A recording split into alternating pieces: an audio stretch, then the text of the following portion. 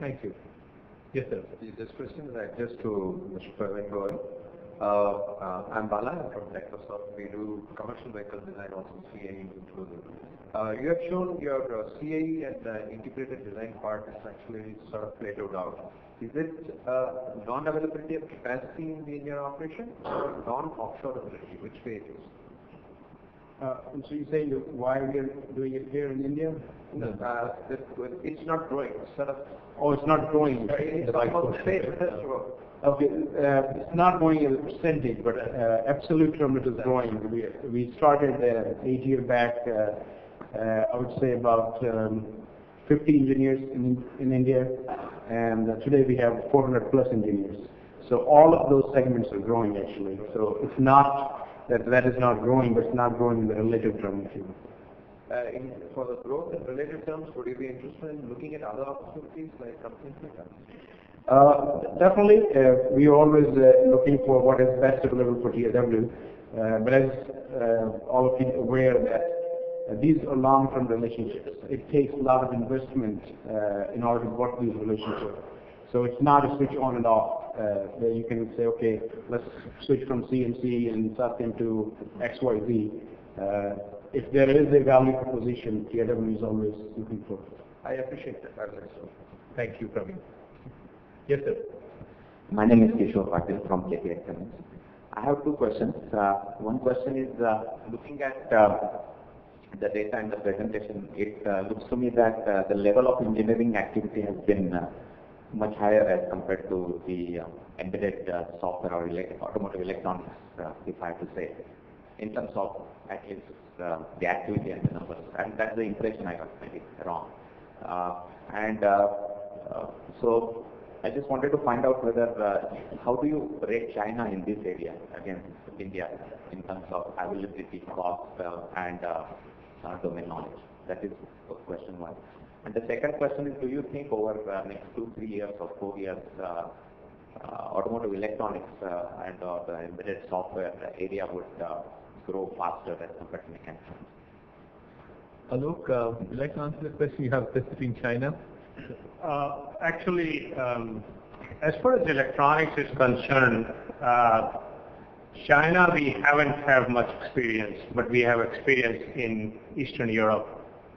And that's where we have put our technical center over there. And of course, we are using in India, Wipro, L&T, who else? Arisent.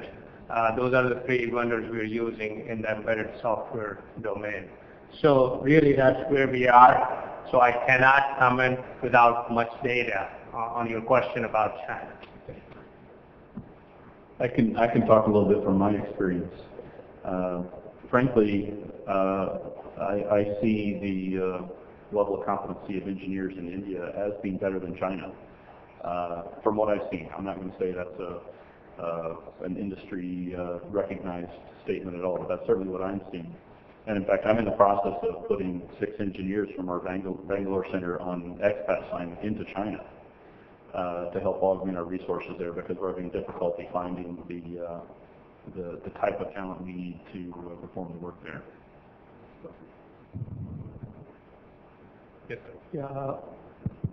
This is Ajit Joshi from Geometric. The panel gave an excellent insight about the engineering services landscape in India and the growth and challenges. My question is regarding the PLM services, which is actually the IT services which enable the product development and the engineering. So what are the challenges and opportunities that you see in this, and do you kind of try to couple this with engineering services, or this is a decoupled landscape?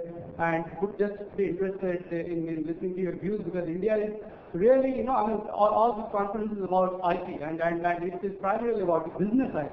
So what's the landscape for the engineering IT solutions in your mind?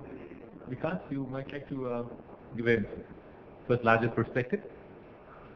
Mine will be outside the operational side. PLM is big, no doubt about it, but having a PLM capability doesn't give you any extra leeway in the long run on engineering. Engineering has to stand on its own. There are cases where vendors have been able to leverage their PLM position in the company to get into engineering, but that's not a sustainable position. You have to stay on both the sides independent of each other. So that's the first question you asked. On the other side, the engineering IT is important. It is important, as any other IT would be. But comparing, as the theme initially for the presentation was that PD or engineering is independent of and isolated from PLM. Who's the vendor on one side won't impact what's on the other side. I can comment. I actually had a slide about that. There are really three factors in any process. One is the people, the process, and the tools. The PLM system is the tool, but you also have to address the basic process that people use. And if you're going to operate as a global company and collaborate on a global basis between multiple technical centers, you need to have tools in place to do that. But at the very basic part of it, you have to have the process in place on how to operate. I mentioned that we're having challenges with our PLM, and I also said that we're having some internal challenges. And really the internal challenges is the people process. And how do people actually use the process in different countries?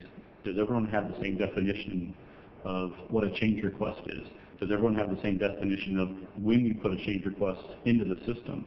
And when do you make updates? How do you make updates? I mean, this is a big challenge, and the PLM system itself is not going to solve that. But I do think that the engineering resources here from the IT experience are in a position to help the process, but we can't assume that that's going to create the process in itself. Yes, please. I think, and then I think Mohan knows my view on this subject. Firstly, we need to get away from engineering services. We need to talk about engineering, because what we are looking is products, and product has nothing to do with services. Product has to do with engineering, developing products which are low cost, or the cost which the customer can afford, and have the quality and the performance which they want. Okay? So that's one piece. So if I can leave one thought in your mind, is this is not about services, this is all about engineering. And if you can change your lexicon from calling it engineering services to providing engineering to your customer, I think that'll be good. Secondly, you have to have processes and people before you can put tools. Once you learn how to do it manually, then only you can embed it. When you come from the PLM side, you're trying to sell the tool and fit the tool into something which is unnatural act. So once you have the capability, then you can go implement and increase the productivity and do all that kind of stuff. So coming from PLM side, I mean, I have engineering system under me as part of the global footprint. But to me, if we don't understand the processes, and if we don't understand what our people do to create a product, we can't implement PLM.